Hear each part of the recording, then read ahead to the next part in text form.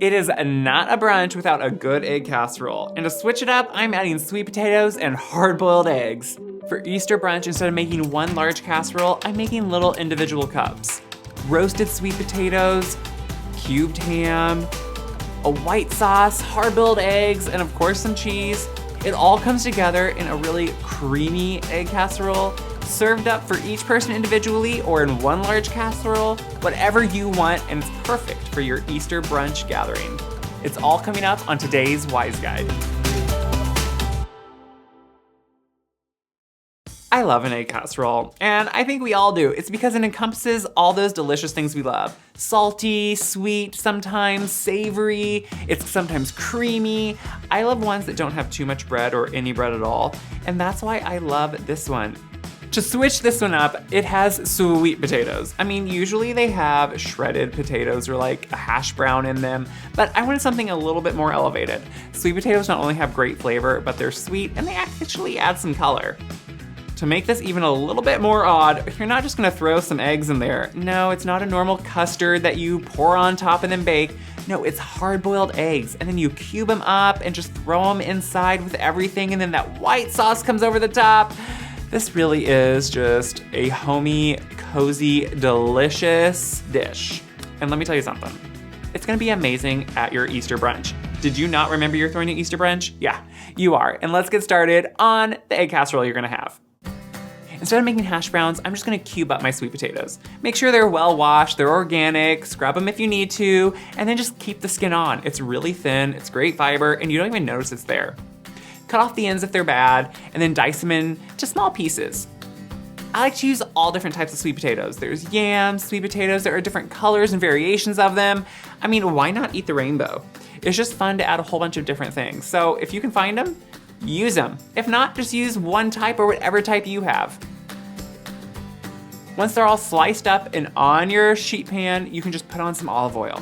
Just drizzle it all over the top, make sure it's rubbed all over those pieces, spread them out, and then sprinkle them with salt and pepper. It's important to season at every stage of the cooking process. Put them right into your oven and let them roast. This is so much easier than making hash browns or shredding potatoes, and yes, this is definitely better than buying shredded potatoes, because it's really not that hard. Once those are roasted, you can just pull them out, set them aside, and let them cool. And you can snack on them too, because they're just delicious. I even love to throw them on top of a salad just because it's just a great texture on top. And good. For the hard-boiled eggs, I mean, I think you've made hard-boiled eggs, but put your eggs into a large pan, put enough water on them so it's about a ½ inch above the eggs, and then put them on the stove. I like to bring mine to a boil, put the lid on, turn the heat off, set them on the back of the stove, and then let them sit. After about 8 minutes of sitting, they're gonna be hard-boiled. The less minutes you do, the less hard boil they have, so you just wanna make sure that yolk is fully cooked through. When it is, you pull them out of that hot water and put them into an ice bath. That's gonna stop the cooking process and cool them off quickly. At this point, just let them sit, and we can get our white sauce ready. The white sauce is pretty simple. Start by melting some butter in a pan. Once it's fully melted, you can add equal amount of flour. Whisk that flour around and make sure it cooks a little bit. I like to cook it for about a minute. It cooks off a little bit of the raw flour taste, but also just make sure it is really saturated with that melted butter. Once all that flour and melted butter are cooked together, you can start slowly adding in your milk. Make sure to have room temperature milk because it incorporates easier. Slowly add in some milk and whisk it until there's no lumps, and then keep doing that process until all the milk is in there. At first, it might seem a little bit thin. If it does, just cook it enough so it starts to thicken. Once it's thick, remove it from the heat. Add some salt and pepper. Again, you want to season everything. And then some sour cream. Yeah, the sour cream does sound really odd. Oh, white sauce doesn't have a sour cream. Well, this one does.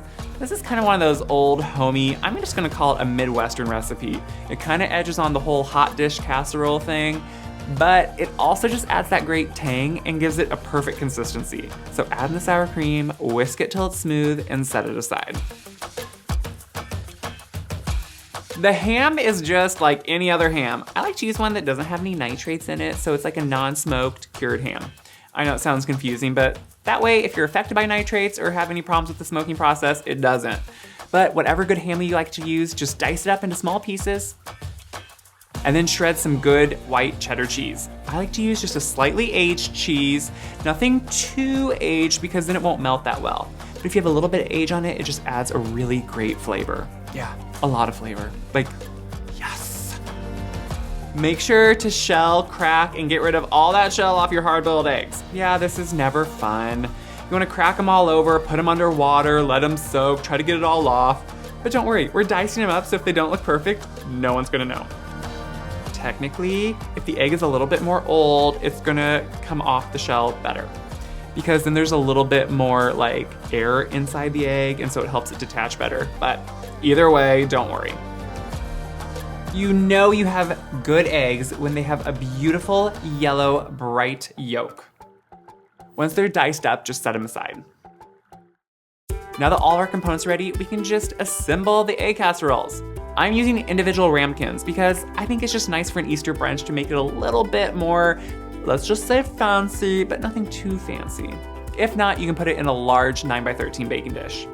Spray each of the ramekins just to make sure nothing sticks, and then put some potatoes in the bottom of each one. Start with only filling them up just a little bit of the way to make sure you can evenly distribute all the potatoes. There are plenty more things to put on top after this. Once your potatoes are added, you can add some ham, and then a little bit of cheese on top. We're gonna put a few layers of cheese, don't worry. Add on some egg, and then pour on some white sauce on each one. It's that white sauce that really brings us all together. Obviously there's no custard, so you need that white sauce. Once you have the white sauce on top, you can just put on some more shredded cheese. I like to put the ramekins on parchment lined baking sheets in case they bubble over, but also obviously it's a lot easier to move them on a baking sheet than one by one. And then stick them right into the oven. Once the egg casseroles are baked, you can just pull them right out of that oven. That cheese is gonna turn just slightly golden on top, which you want that color because not only is it flavor, but it just looks beautiful. Let them cool just a few minutes. I like to top them with a little bit of parsley just as a garnish because, you know, something green on top just kind of sets it off, and then serve them up. These are so fun to put on either a Easter buffet for brunch or just serve them individually to your family and friends. It is so fun when you have something individual. It just seems more personalized, festive, and fun. But okay, an egg casserole is just as delicious, so no one is gonna be hating on you for that either. If you agree, make sure to like, share, subscribe. For the recipe, go to the description box. And for more great recipes, go to wiseguide.com. And until next time, have a happy Easter.